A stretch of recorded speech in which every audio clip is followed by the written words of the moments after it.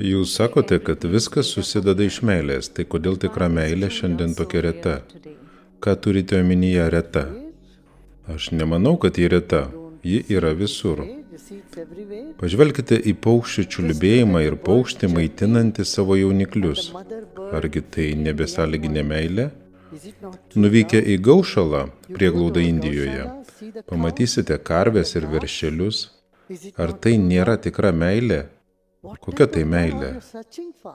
Ar jūs ieškote gamtos meilės?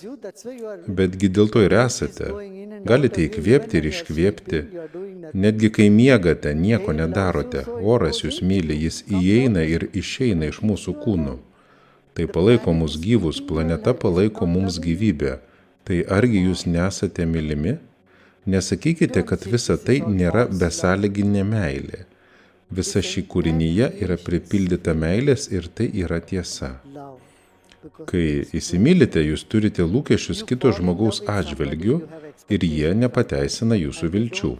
Tada jūs atsisakote meilės, nes tai nėra meilė.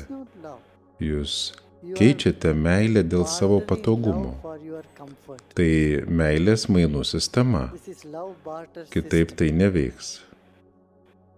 Neabejokite meilę, turėtumėte abejoti neapykantą. Turėtumėte abejoti pykčių, negatyvų. Mes manome, kad negatyvas yra tikras, kančia yra tikra. Bet džiaugsmas, laimė, meilė, visa tai nerealu. Gali taip atrodyti.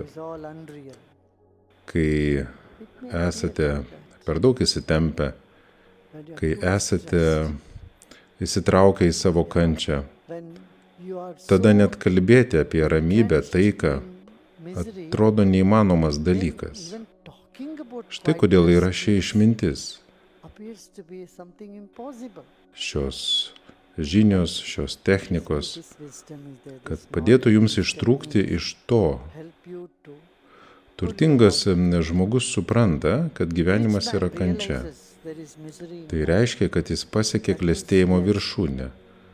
Taip nutiko ir Budai, kai jis buvo princas.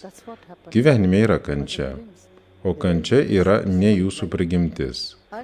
Yra būdas, kaip išsivaduoti iš kančios. Įmanoma iš to išsilaisvinti. Būtent tai yra visų metodų esmė.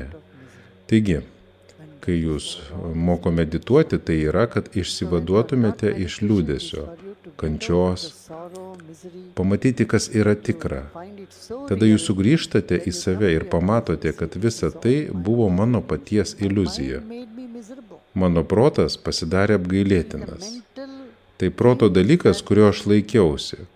Ir apie kitus dalykus, kaip nuoskauda, pyktis, įniršis, pavydas, dėl to tapau nelaimingas. Taigi, žiūrint į gyvenimą iš platesnės perspektyvos, iš platesnio ir objektyvesnio kampo, pamatysite, kad gyvenimas nėra nelaimingas. Jis yra meilė ir džiaugsmas.